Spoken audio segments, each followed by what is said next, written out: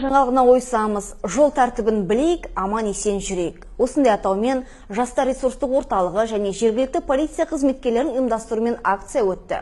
Бүлдіршіндер мен жастар қатысқан шараның мақсаты балаларды жол қауіпсіздігі ережелерімен таныстырып, оларға қажетті бағыт-бағдар беру. Толығырақ тілші бейнематериалында.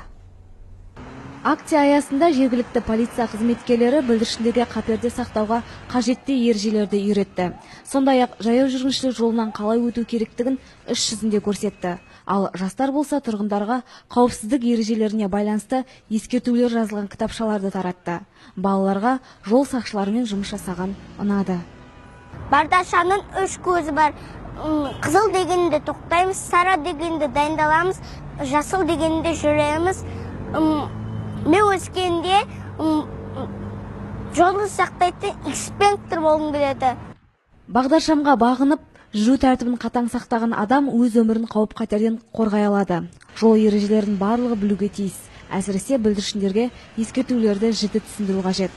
Осындай шараларды жиі ұйымдастырып, тәжірибе жүзінде көрсеткен өте дұрыс дейді мамандар. Қазір осы сәтте біздің еріктілер персонаждың киімін киіп, атап айтқанда қуыршақтардың киімімен бүлдіршіндерге көңіл күй сыйлап, жолдан аман есен өткізу мақсатында ұйымдастырылып отқан шара. Бүгінде жол ережесін бірі жақсы білсе, кейбірі оған немқұрайлы қарайды. Сол себепті де мамандардың пікірінше, балалар арасында келеңсіз жайттар көптеп кездеседі. Болашақта белсенді жастармен осындай науқан ұйымдастыру жалғасын таппақ. Айнұр Мейрамбайқызы, Баққали Зиядинов, жаңалықтар.